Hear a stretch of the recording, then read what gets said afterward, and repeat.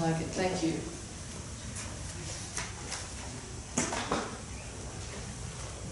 Well, here we are. We're about to dive a little deeper.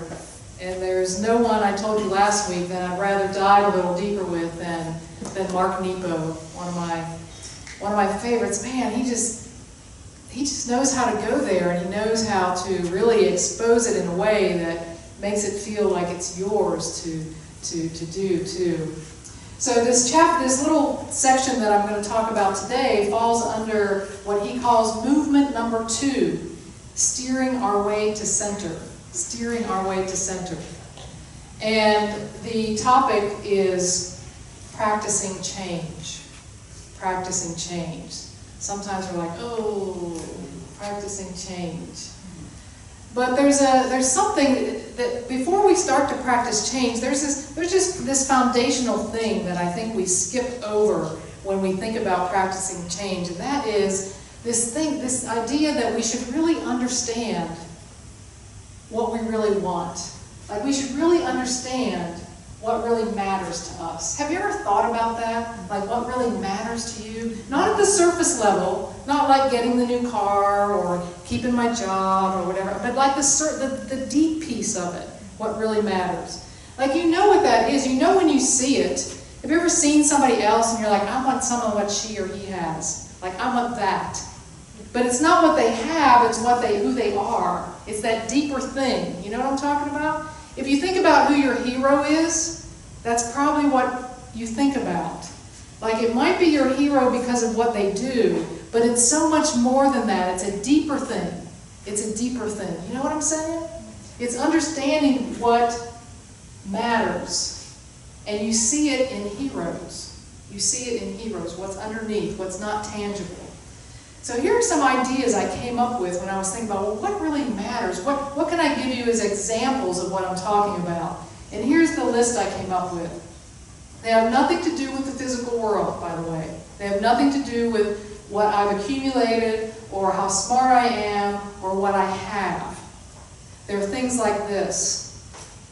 What really matters are things like healing, forgiveness, serenity, confidence, ease, motivation, connection, growth, wholeness, rest, peace. Are you getting the drift? Truth, dedication, joy, making a difference, love, authenticity. Those are the things that really matter to us. Creativity, generosity. When we see that in other people, we notice it. It's that kind of like their vibration. It's not what they do, it's who they are. It's like what really matters below the surface. And when we understand what that is for us, we're able to engage in change that's transformative.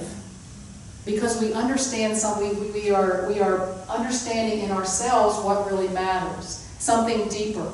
Because see, in spiritual work, sometimes it feels like we want to get our spiritual work done. Like we want to arrive at something, right? We just want like, okay, I've done that one, I want to go to the next one.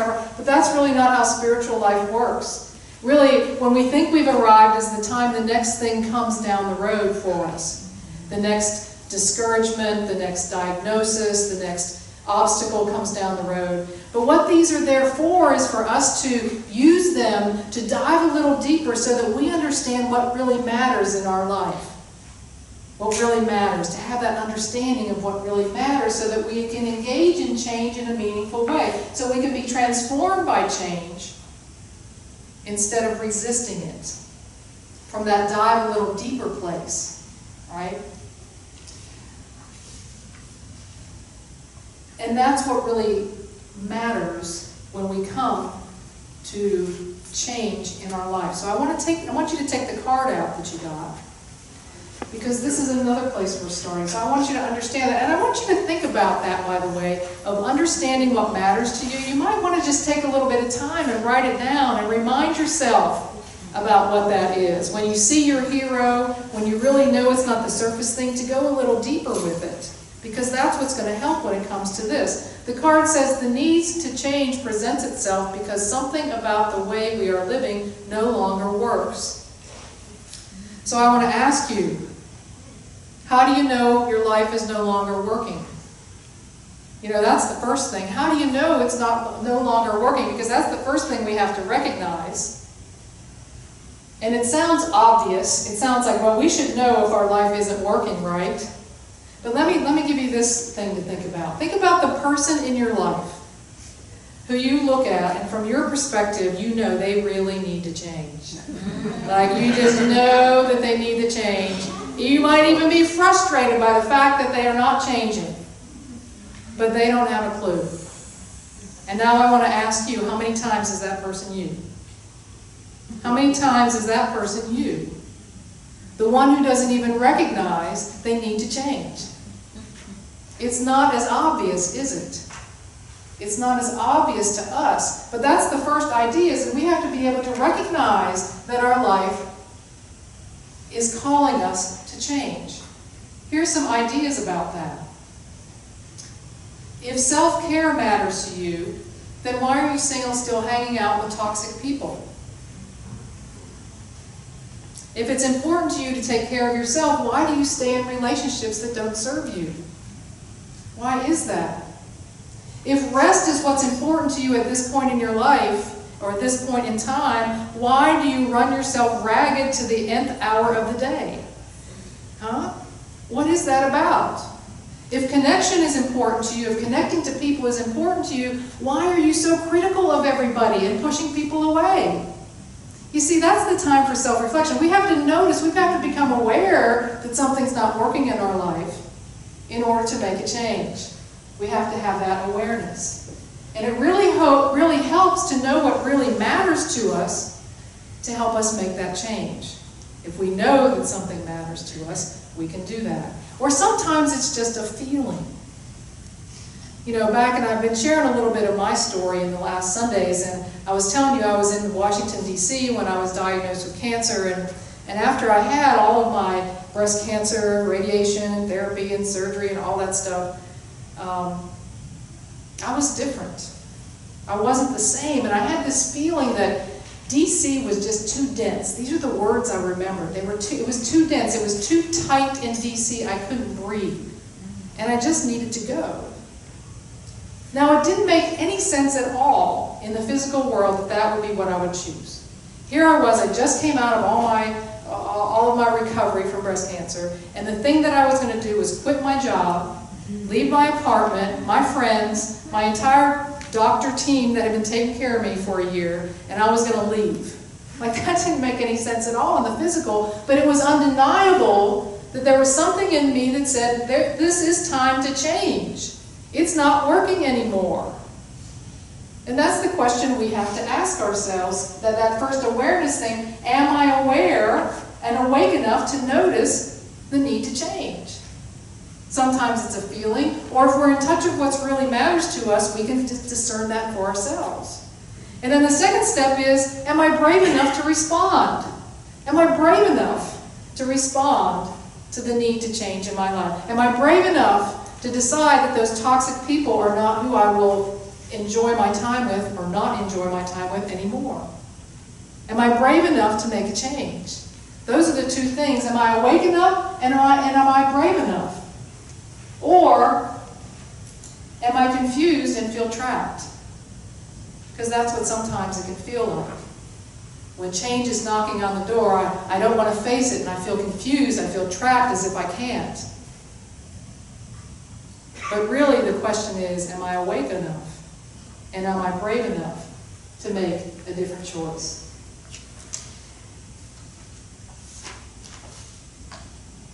Am I willing to live feeling fully alive?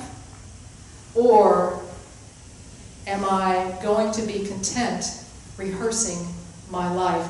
Mark Nepo talks about rehearsing our life. Rehearsing.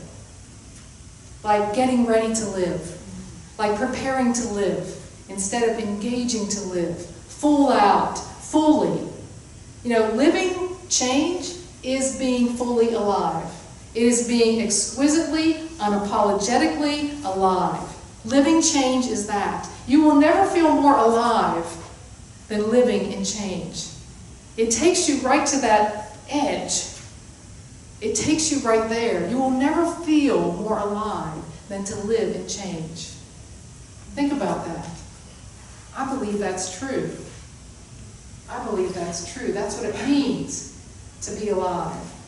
And we can practice that right where we are. You know, we don't need to wait for the shoe to drop. We don't need to wait for the big 2x4 aside the head kind of moment. We don't have to wait for those moments. Listen to what Mark says.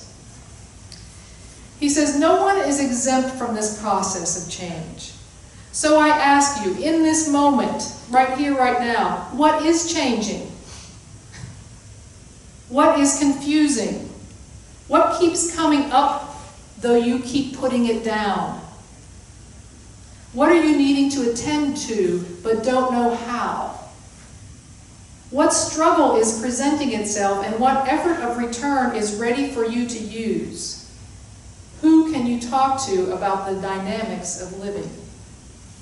He says if we can bring attention and focus to the ways we habitually relate to change, we can become sincere practitioners of what it means to be alive, of what it means to be fully alive. To live change is to be fully alive. When we're fully alive, we don't shrink from things as they are. Remember last week we talked about the thread of things as they are. That's the thread that runs through our life, things as they are. We don't shrink from that when we are willing to live change and to live fully. We stay awake and we breathe into it. We're curious about everything. We're willing to work on the problem areas in our lives, the challenges. We're willing to look at them. We're willing to look at and decide that change will be what transforms my life. We invite it in because it is exquisite in its nature, change itself. To be fully alive is to live it. So I say step onto that stage. With whatever you have at the time, step onto the stage. Step onto the stage understanding what really matters to you. Step on with that.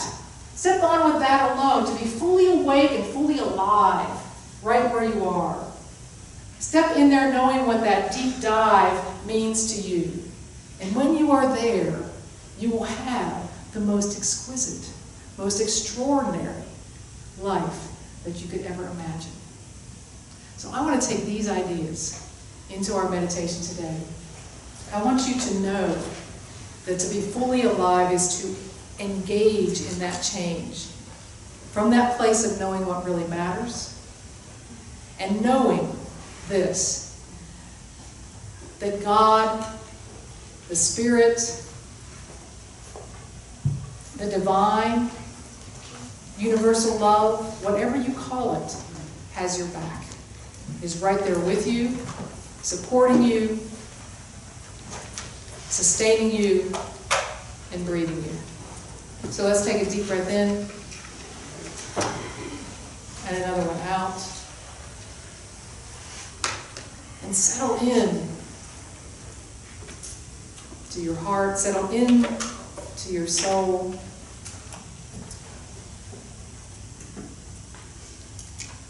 To decide to be awake and alive, to be brave enough to respond to what is in front of you, to feel the energy of the divine fill you up from the inside,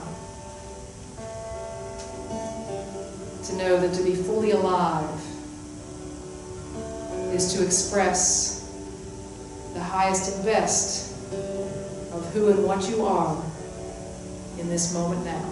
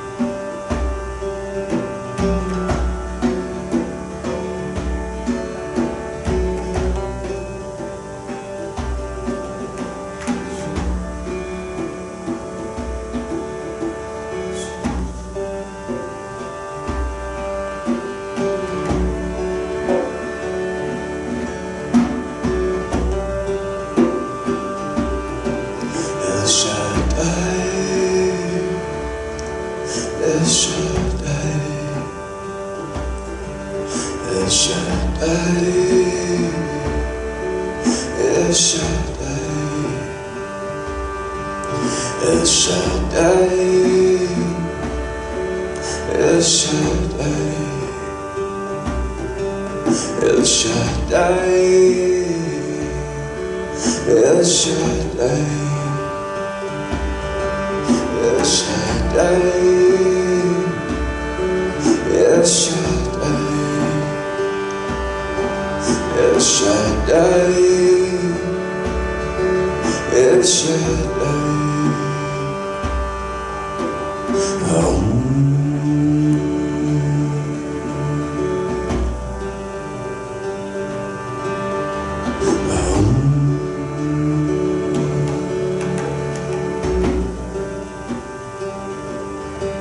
El Shaddai, El Shaddai,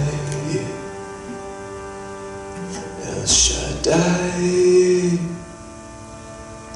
El Shaddai,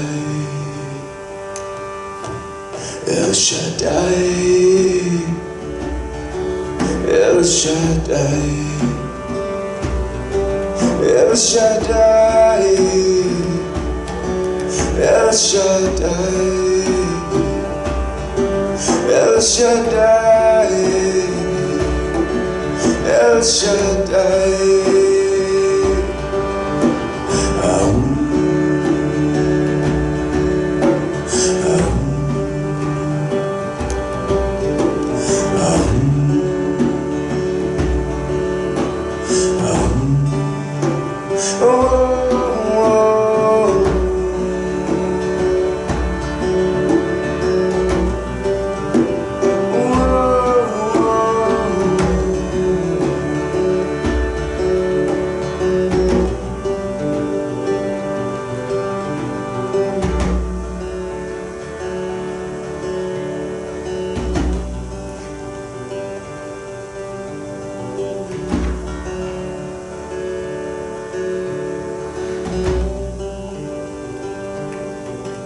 El Shaddai, El Shaddai, El Shaddai, El Shaddai, El Shaddai, El Shaddai, El Shaddai, El Shaddai, El Shaddai, El Shaddai, El Shaddai, El Shaddai, El Shaddai.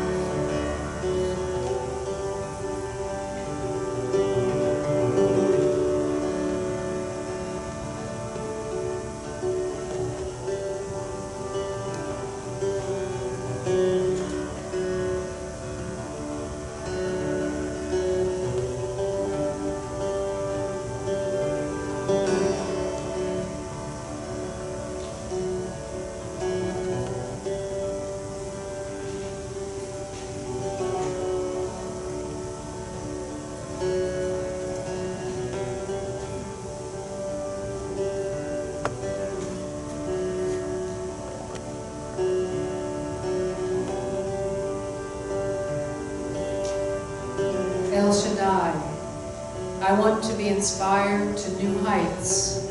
I want my spirit to soar into a new awakening. I want to feel alive and full of wonder, birthing new ideas and dreams. I want to be captured by adventures beyond the realm of my imagination. I pray to become one with the pulse of the universe, rejoicing in the arrival of dawn in my heart. Beloved, may I find this inspiration within me, around me, in all I touch and all I see. May it brighten my life as I walk, step by step, into its embrace.